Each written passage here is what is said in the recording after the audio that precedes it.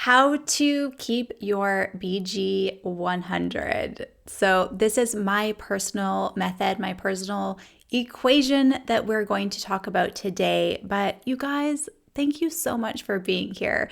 This is kind of a special episode because it is our 100th episode of this podcast. So thank you so much for your support. It really does mean so much to me. And I put out on Instagram like a couple weeks ago, for suggestions on what we should do for this episode. So you guys really helped me curate it. And I just have to say that there was so many great ideas that came through. And I just want to thank you for that too, because your input really does mean a lot. Just turning the volume up a little bit. Your input really does mean the world. And so thank you for that. And we are going to be using all of your ideas, and we're going to be using it for content in the future. So I'm just really excited. So don't think that because we're talking about this specific thing today that your idea wasn't good, because you guys are all rock stars. And I also just wanted to say, like, I don't know if you're thinking about starting a podcast, or it could even come to social media or Instagram, how many friends you have, how many likes you got for that thing, how many followers you have. I think I already said that. It doesn't matter, because say you're someone who has, I know it can be such, I have a hair.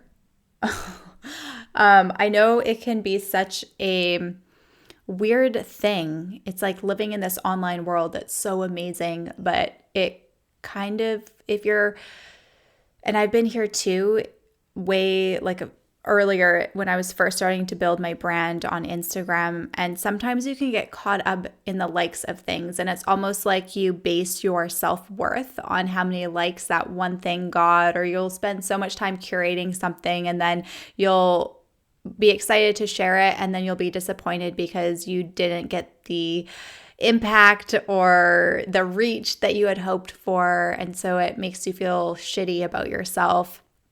And I just want you to know, like, you're not alone, first of all, but if you're striving to have 100 likes, or 1,000, let's say 1,000. If you want 1,000 followers, 1,000 likes on one thing, but maybe you just get 100, or maybe you just have 10, maybe you just have one. Think about it this way. I'm sharing a different perspective with you, so just be open, but think about it this way. If you were to sit in a room and you were to have 10 people, you were to have 50 people, if you were to have 100 people of real fans, because those people aren't your friends, your followers, they're not just liking your stuff for no reason. It's because they really resonate with who you are and what you are all about. So can you imagine having 50 people, 100 people in one room, all there for you because of what you are sharing?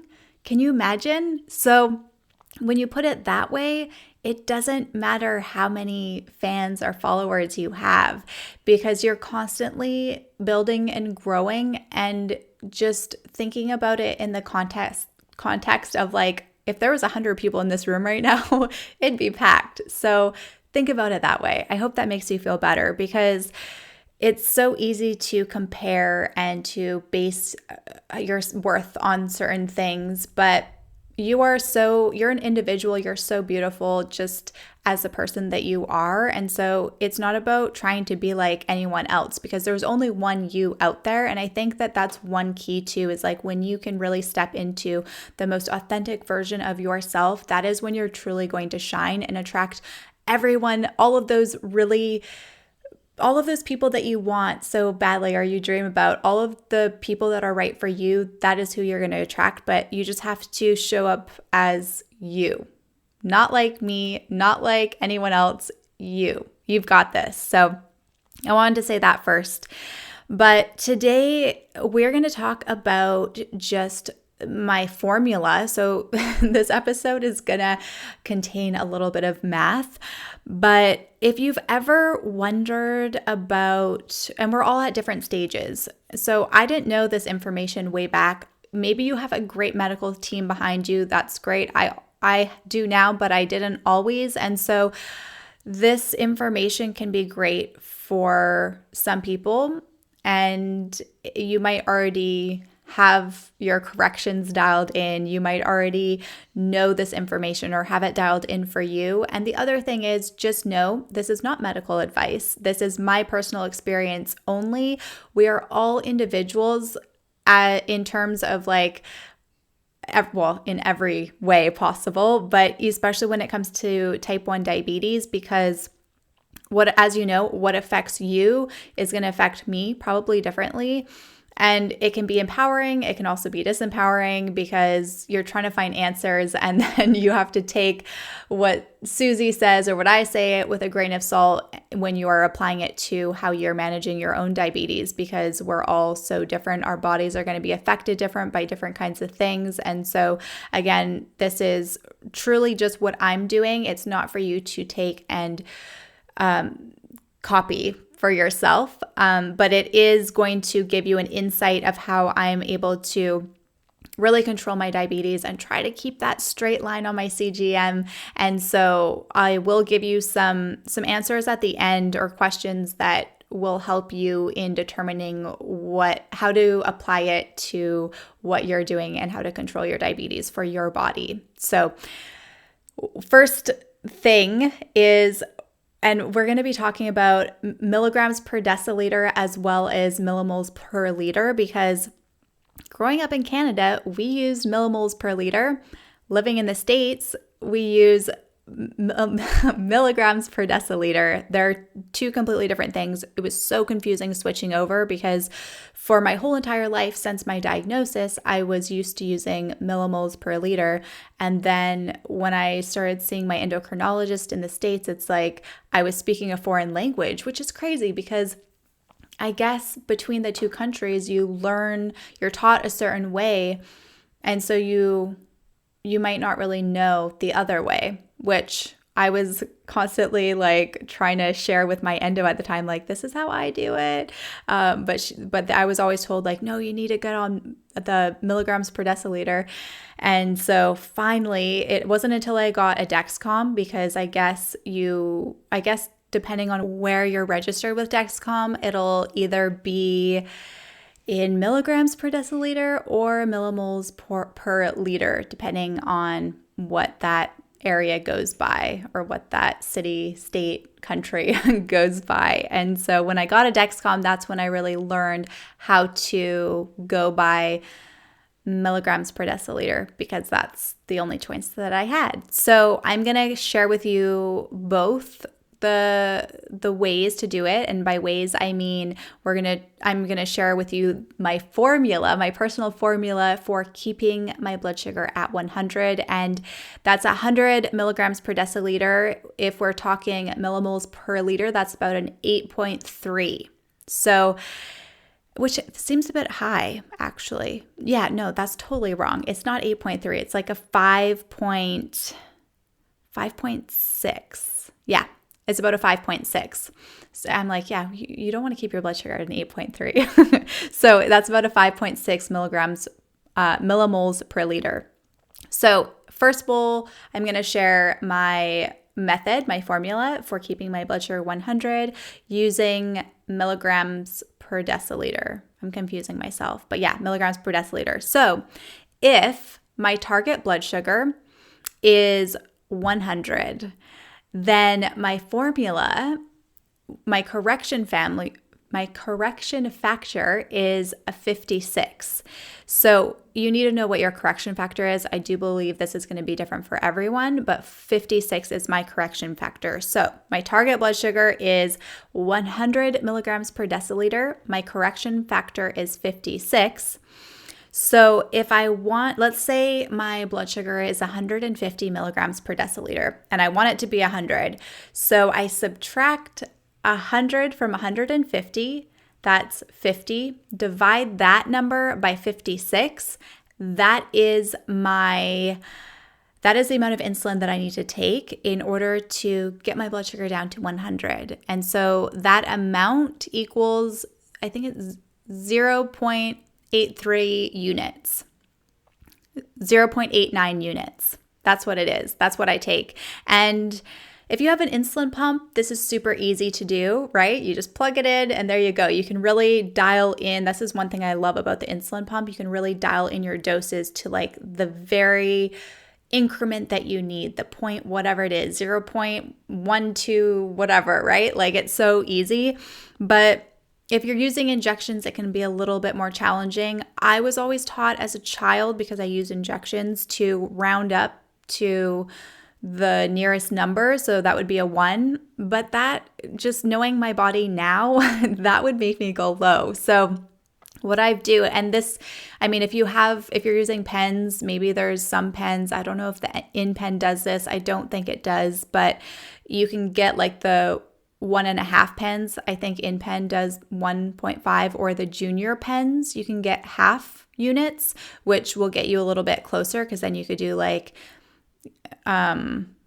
you can just dial it in a little bit tighter, right? But using the injection, I'll literally just kind of like eyeball it. I'll be like, I think that's just less than a half, right? So that's what I do. It works pretty well, but that is my correction factor, my formula for keeping my blood sugar 100 using milligrams per deciliter. Now, using millimoles per liter, it's a little bit different, and I used to think it was super simple, but now I almost feel like it's a little bit more complicated, just because I'm so used to doing it the other way. But it's a little bit different. So for a blood sugar, and this is what I haven't used this method in so long now that I'm obviously using the other method, but if my blood sugar is 150 milligrams per deciliter, that is about an 8.3. So if I want my blood sugar to be a 5.6, what I was always taught is you subtract 5 from your target number, and then you divide that by 2. So that since I was like 9 years old until maybe like my late teens or early 20s, that was always what I did. And then I started feeling like, I started getting more into exercise and all this kind of stuff. So then I started feeling like that was a little bit too intense. I was more insulin sensitive. And so my endo at the time had me dial that back down, and I was subtracting 5, still same formula, subtracting 5 and then dividing that by 3.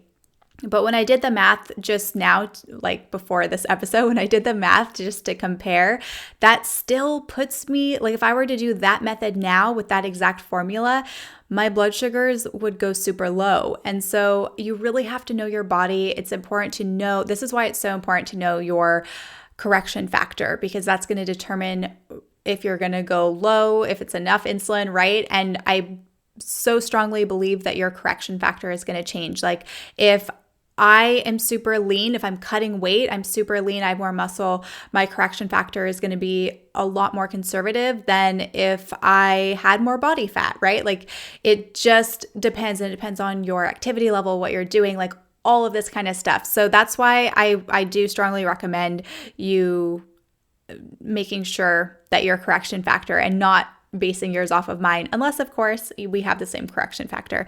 So just wanted to say that. But when I did the math, even subtracting 5 and dividing that by 3 is going to be a little bit too aggressive for me in terms of my dose for insulin. So subtracting 5, dividing by 4 gets me a little bit closer. It's actually just under, I think it's like 0.83 of a unit. But if I were to use that method now, that's probably what I would do, just to be on the safe side. So it does take a little bit of math on top of all of the math that you're doing. But if you have an insulin pump, then your insulin pump does all of this math for you. But if you don't have an insulin pump, it can be really helpful to take the extra time to do this math when you are correcting for high blood sugar. It's just what I do. And I honestly, between that and, calculating my dose for my meals and all of that kind of stuff, my mom will sit down, because I'm staying with her right now, but her and her husband will sit down to eat. And I literally have to be like, start eating without me, because I'm going to be a minute, because I'm literally doing all this math, right? To like figure out my meal. I'm like weighing my food, and then I'm calculating my bolus. And normally I would try to do it a bit sooner, but sometimes it's hard, right? Like dinner is just finished. And so in order to weigh out your amounts and stuff and get your proper insulin to carb ratios, sometimes you can't actually bolus ahead of time, or maybe you could guesstimate a little bit, like put it into MyFitnessPal and then give yourself a small bolus. But I actually haven't been needing to give myself insulin usually for my dinner lately because I'm eating so few carbs at dinner time. So it hasn't been a big deal, but it just takes some math and some time. And I'm like, I need like silence. I can't have anyone talking. And then I can't have people sitting at the table waiting for me because then I like start having anxiety. I'm like, just start eating. I'll be there in a second. So, that is the math that I do to keep my blood sugar 100. I posted a video on my IG the other day, and it was like a pretty straight line, I have to be honest. But I just want to say, like, it's not like that all the time at all. If it was, I don't think I would have type 1 diabetes. So it's okay to have bad days. It's just part of living with type 1 or diabetes, right? It's just part of it. So I hope this is helpful to you. And in order to figure out yours, if you're like, okay, this is great, but I really want to figure out what mine is, first step is knowing your correction factor. So a really good thing is to ask your endo. If you're using an insulin pump, you can actually go into the settings and your correction factor should be in there. And that's what I would probably do to figure out your correction factor. And then what's your target blood sugar? So that's going to be super helpful. Obviously, you need to know your target blood sugar. And then those two steps will give you the math that you need in order to figure out what your formula is going to be in order to keep your blood sugar 100. I hope this episode is helpful to you. Thank you so very much for tuning in and for being part of this wild ride to 100 episodes. And here's to 100 more. If I had a glass of champagne right now, I would cheers it to you.